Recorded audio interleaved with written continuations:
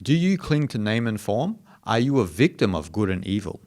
Do you believe that you are born and that you will die? Let's find out what the most dangerous spiritual book in the world has to say about all of this.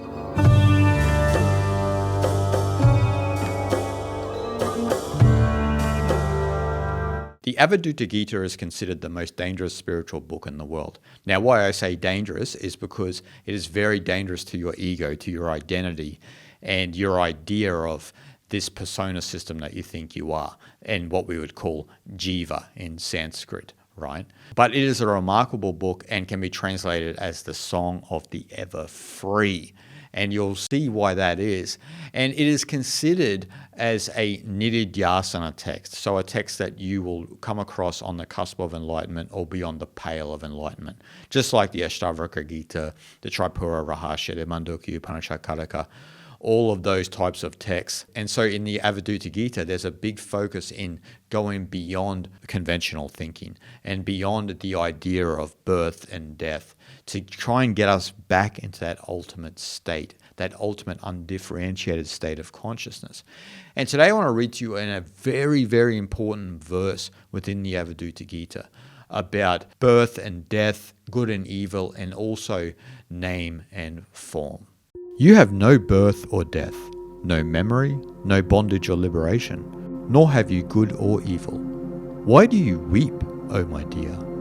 Name and form belong neither to you nor me. As with many other verses in the Avadhuta Gita, there's a focus on the beginningless and endless reality that we find ourselves in, this infinity, if you will, this undifferentiated state of consciousness, this eternal reality.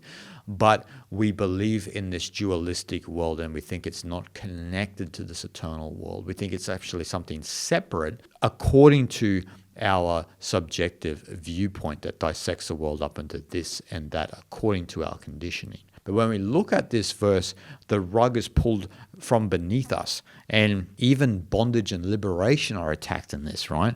So often the spiritual aspirant will think that they are in bondage and they seek liberation, but then Dattatreya just throws that all out and says, not even bondage and liberation. So first, Dattatreya mentions there is no birth or death. So from the perspective of the ultimate reality, birth and death are only connected to the body, right? It's only this bodily existence, the physical plane of consciousness, that undergoes birth and death. And then the next layer, he mentions good and evil and even bondage and liberation, but they are connected to the mind, the mental plane of consciousness. And so you have these perceived opposites within the physical and mental planes of consciousness, right? Birth and death, good and evil, bondage and liberation, and so forth and so on. But as Dattatreya is alluding to, from the Atman, the undifferentiated state of consciousness, which is identical with Brahman, the ultimate reality, how could anything in the physical and mental planes of consciousness affect the Atman on the spiritual plane of consciousness, the undifferentiated state of consciousness, the non-dual pure state of consciousness? Because Atman is beyond body and mind, completely beyond. But also it is immanent within them, right? So you got to remember, the undifferentiated state of consciousness is immanent within reality, but also transcends it. So Dattatreya here is talking very technically about just the nature of the Atman itself, right? And trying to get you to understand that you're fundamentally the Atman. The body-mind matrix is a temporary wave in the ocean of Brahman. But we cling to the wave. We try to surf that wave to the shores, but that wave is just going to continue to go until it just peters out because the ocean has no shores. It's the eternal ocean of Brahman. After birth and death, good and evil, and bondage and liberation, Dattatreya brings our attention to name and form. Now, within all of the Indian spiritual traditions, name and form, nama rupa, is an important philosophical teaching because it is the measurement of name and form that dissects the world up into this and that, good and evil, bondage and liberation, that person and that thing, and so forth and so on, right? This is Maya, the illusion of measurement. Now, the illusion of measurement comes back to our conditioning, how the jiva has been conditioned to see the world according to whatever society or culture it's brought up in. And then you have your likes and your dislikes and so forth and so on. But an important aspect of the jiva and of how Maya operates in general is name and form. So we are taught to label the forms that we see, and this creates a linguistic framework that a lot of people find difficult to escape. They find it hard to see reality without name and form, and to experience the formless oneness of Brahman that we actually all are experiencing, but we've all been conditioned to see the world as this or that according to the labels that we have assigned to certain forms and experiences and so forth and so on that we are experiencing through this life. And so when we think about Maya, Maya is a superimposition on reality with the name, the form, according to our conditioning, our language, and so forth and so on. Then we find it hard to kind of escape that and understand the world without the linguistic framework and understand it without our conditioning. But what happens if we peel all those layers away and just see it as it truly is? Think about this, to use the wave and the ocean analogy again. The wave has a particular form, right? And we can call it a wave. But is it separate from the ocean itself? And obviously no.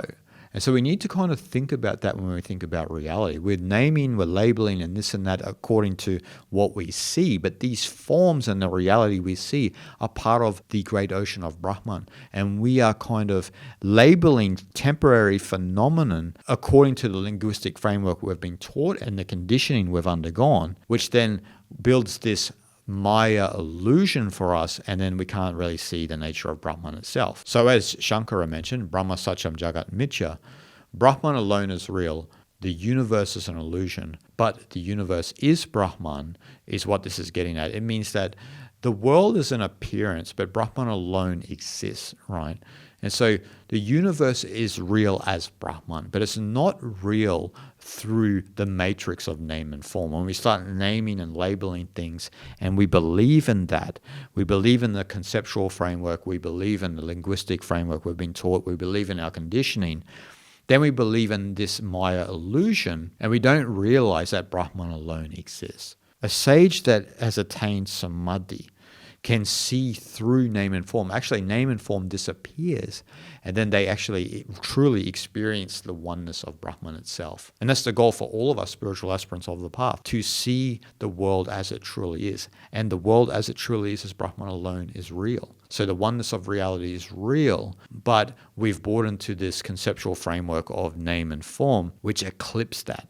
And then we believe in the name and the form, the birth and the death, good and evil, right and wrong, bondage and liberation. You are ever free, as the Avadhuta Gita is constantly reinforcing into our mind. You are ever free. You are born ever free, but you bought into this accumulative sense of self that became the jiva, which is all of the conditioning that you've endured through your life, and you see the world that way. You see the world through this linguistic framework, and then you think the world is this or that, and you suffer accordingly. But suffering doesn't exist from the ultimate state. And so Dattatreya is compelling us to thin the layers of the name and form away, to realize that birth and death only relate to the body, good and evil, bondage and liberation only relate to the mind. And so if the mind and the body are just the wave, why are we identifying with the wave when we are the ocean of Brahman itself? Shanti, shanti, shanti.